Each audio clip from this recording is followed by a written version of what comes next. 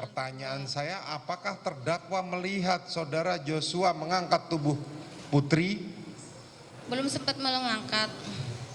Melihat tidak, pertanyaan saya? Lihat masih ada di sana. Beberapa kali suara hakim di sidang terdakwa Barada Eliezer meninggi mendengar kesaksian asisten rumah tangga Ferdi Sambo bernama Susi. Hakim mencecar Susi karena keterangannya berbeda dengan yang ada di berita acara pemeriksaan. Salah satunya soal kejadian di Magelang yang disebut Joshua mengangkat istri Ferdi Sambo, namun Susi tidak yakin akan peristiwa itu. BAP ini, atau kamu cabut semua keterangan yang di BAP?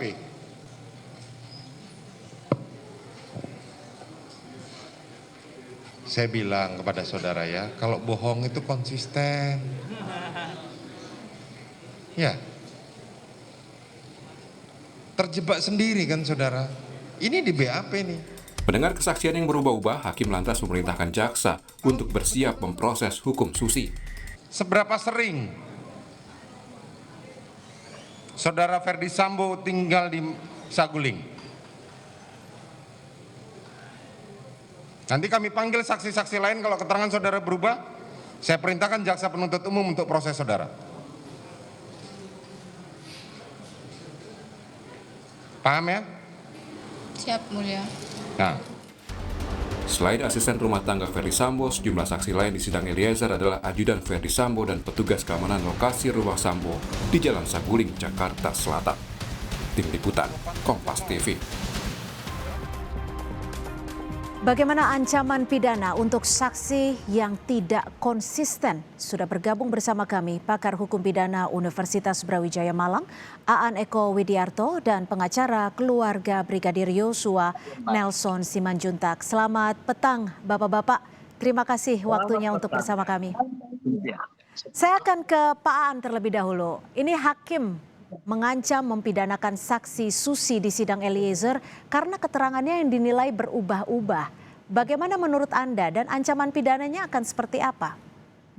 Ya, memang KUHP kita sudah mengatur soal seorang saksi ketika memberikan keterangannya di pengadilan. Ada 2 pasal yang dapat diancamkan kepada seorang saksi yang memberikan keterangan secara palsu atau tidak benar. Pertama adalah di pasal 242. Di 242 ini mengatur soal materialnya, yang di situ diancam apabila seseorang yang di atas sumpah, jadi memberikan keterangannya itu harus dengan sumpah, kemudian keterangan yang diberikan itu adalah menurut undang-undang punya akibat hukum, dan yang ketiga, keterangan yang diberikan oleh yang bersangkutan itu tidak benar atau palsu. Nah, dalam hal seperti inilah maka diancam 7 tahun penjara. 7 tahun hukuman penjara. Tapi artinya butuh pembuktian bahwa memang ada kesaksian yang tidak benar. Betul. Asas presumption of innocence itu juga harus tetap ditegakkan, ya, tidak serta-merta. Makanya tadi hakim sebetulnya sudah melihat itu sehingga harus teliti, mau dikonfrontir dengan saksi yang lain, begitu. Saya akan ke Pak Nelson. Pak Nelson, kejujuran yang selama ini diharapkan oleh keluarga Yosua. Apa yang Anda lihat dari kesaksian di sidang Eliezer hari ini, Pak Nelson? Saya dari sisi lain ini, saudaraku Pak Aan Eko ini, saya senang mendengar lagu Ahmad Albar itu. Dunia panggung sandiwara. Untuk kesekian kalinya ini saksi dari seberang sana. Ketahuan di pengadilan negeri. Terbuka, terang benderang, telanjang bulat, apa lagi. Masa hakim sampai marah, hakim yang mulia loh. Jadi ke belakang udah biasa bohong-bohong. Bahasa Latinnya tipu-tipu, ya ke belakang tipu-tipu semua ini. Jadi ketika secara pribadi ditanya saya, harapan saya yang 7 tahun tadi dari Profesor saya Pak Aan ini. Tapi kita harus ingat lagi bahwa ada asas praduga tak bersalah. Presumption of innocence. Betul, dan ini dibutuhkan pembuktian. Kalau melihat sidang di hari ini, apa upaya hukum yang akan dilakukan tim pengacara, Pak Nelson? Ini dia upaya hukum kan itu. Besok 2 hari secara maraton. Kejaksaan sudah memanggil ke-12 saksi dari kita. Ini saksi yang tidak diragukan lagi, melihat, merasakan, memegang, memutuskan, dan mengatakan secara sebenar-benarnya di pengadilan, karena di bawah sumpah. Nah ini dia, jadi nggak ragu-ragu dibawa dari Sungai Bahar dibiayai negara. Mereka akan sampaikan ke vote atau menyangkal atau memberikan kesaksian lain kalau hal-hal teknis tadi tidak mereka katakan sebagaimana kejujuran yang diharapkan. Ya. Dan mereka tentunya akan menyampaikan, paling banyak mereka akan membuktikan dari mulai tanggal 7 sampai 11 kematian saudara Yosua. Inilah keahlian yang diharapkan untuk membuktikan siapa yang salah kita salahkan, siapa yang benar kita benarkan. Pak Nelson, dari informasi yang Anda kumpulkan, dari keterangan saksi-saksi yang selama ini sudah disampaikan di muka sidang, apakah ada temuan ataupun fakta persidangan yang berbeda? Luar biasa tadi presumption of innocence ini pun saya nggak akan mengungkapkan trial by the press, trial by the media, tapi senantiasa kita menghormati trial by the court. Tadi malam saya kopi-kopi dengan saudara-saudara penasihat klien kami. Tentunya mereka hanya mempertanyakan, saya kasih jawaban yang selalu senantiasa contempt of court itu, sopan santun, jangan ada minggu lalu kalian teriak-teriak, salah satu saksi, ada saksi yang nggak tahu ngomong, contohnya ahli forensik, mana yang ditusuk perempuan perut, itu bukan, dijelaskan, jangan sampai ketemu di pengadilan itu ketakutan. Ya. Contohnya otopsi juga penting sekali karena komplit hulu hilir dipanggil semua saksi dari kita untuk membuktikan apa yang kita berikan di laporan kita di tanggal 11 Juli 2022. Ya, saya akan ke Pak Aan. Pak Aan, ini kan disebut bahwa ART Susi, saksi yang dihadirkan hari ini, banyak mengatakan tidak tahu saat ditanya oleh hakim. Kalau diikuti secara menyeluruh, ada sejumlah keterangan BAP yang berbeda, bahkan diubah di persidangan. Bagaimana kalau BAP itu ditarik saksi dan dipakai di keterangan di persidangan? Ada konsekuensi hukum seperti apa? Ya, tidak tahu itu tidak ada masalah sebenarnya, daripada bicara tidak jujur atau tidak benar gitu. Jadi kalau tidak tahu ya tidak apa-apa, memang pengetahuan dia sampai di situ, itu nggak punya konsekuensi hukum. Yang punya konsekuensi hukum adalah ya berbicara tidak sesuai dengan faktanya, yang itulah kemudian disebut dengan keterangan palsu. Nah, kalau menyembunyikan kebenaran itu juga tidak ada konsekuensinya, artinya dia tidak menyampaikan sesuatu ya. Tapi kalau menyatakan sesuatu yang seharusnya A kemudian dikatakan B, artinya keterangan itu palsu atau keterangan tidak benar, maka itulah namanya keterangan palsu atau sumpah palsu berdasarkan pada sumpah yang sudah diucapkan untuk menerangkan yang sebenar-benarnya. Artinya tidak tahu atau statement tidak tahu tidak ada konsekuensinya. Lalu bagaimana jika BAP yang berubah? Karena kita tahu bahwa tadi saksi Susi menyebut Yosua tidak mengangkat Putri saat kejadian di Malang, tapi sebelumnya di BAP Yosua disebut mengangkat Putri. Ya, BAP diubah itu juga tidak ada apa-apa. Tapi yang jelas konsistensinya adalah ketika sudah masuk ke pemeriksaan persidangan.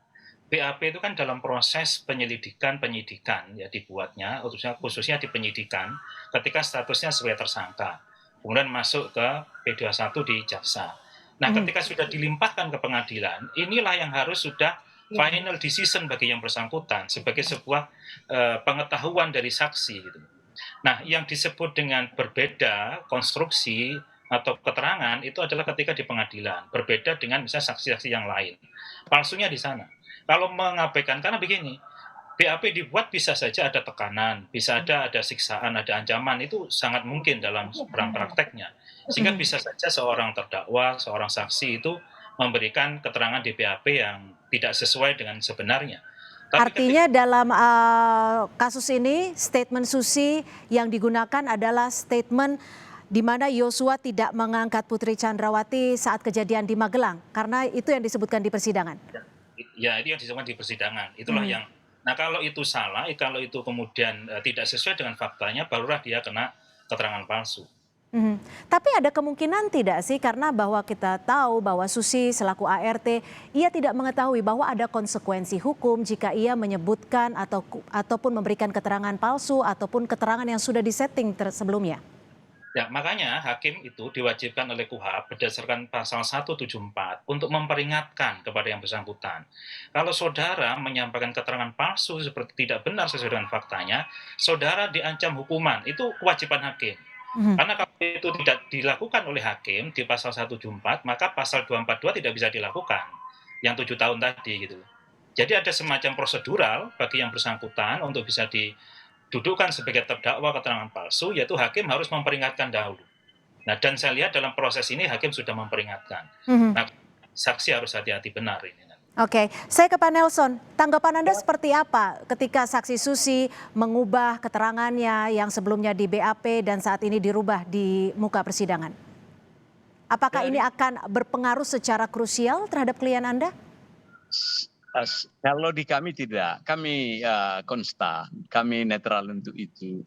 Hanya kalau ditanya untuk Mbak Yu tadi itu bernama Sierra Ultra Sierra India, kalau saya ahli psikologi ini udah aneh ini, mencabut, memberitakan dan sebagainya. Yang kedua, the man behind the script yang memberikan informasi hari ini bilang apa? Ini hal yang gampang tadi menurut Prof. Aan ini. Yang ketiga tentunya kemana pertanggungjawabannya ini? Apakah meringankan, memberatkan atau apa? Yang keempat ya berarti ini orang suruhan. Nah, di situ tentunya beberapa poin untuk kelabilan seseorang seperti itu dijadikan saksi berbanding terbalik.